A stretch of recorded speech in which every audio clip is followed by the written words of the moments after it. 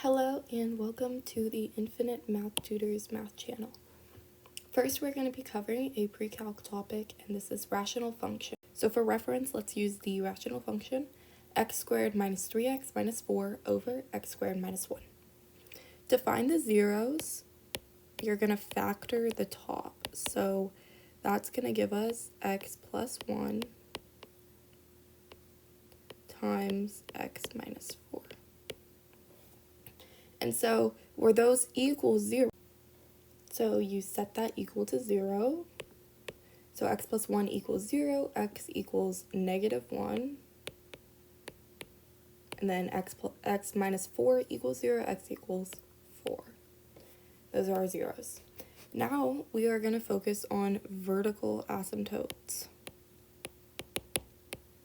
So vertical asymptotes will come from where the bottom equals 0, because the denominator of your rational function or fraction can never be 0, so that's going to cause a discontinuity.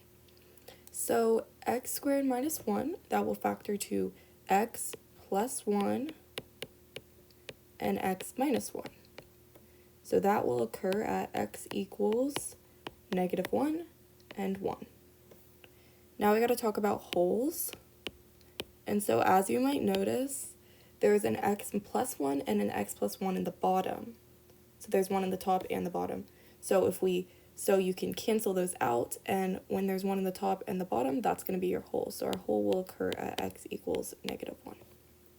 And you can plug in x equals negative 1 after canceling out the whole of x plus 1 to find the y value if you like. Okay, so now let's go over the horizontal asymptote. So for the horizontal asymptote,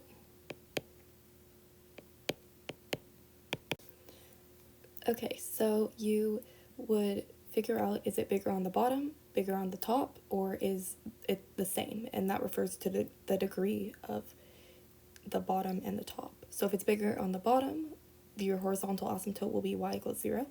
If it's bigger on the top, you'll have a slant asymptote, and you'll use long division to find that. And if it's the same, you do the leading coefficient divided by the leading coefficient.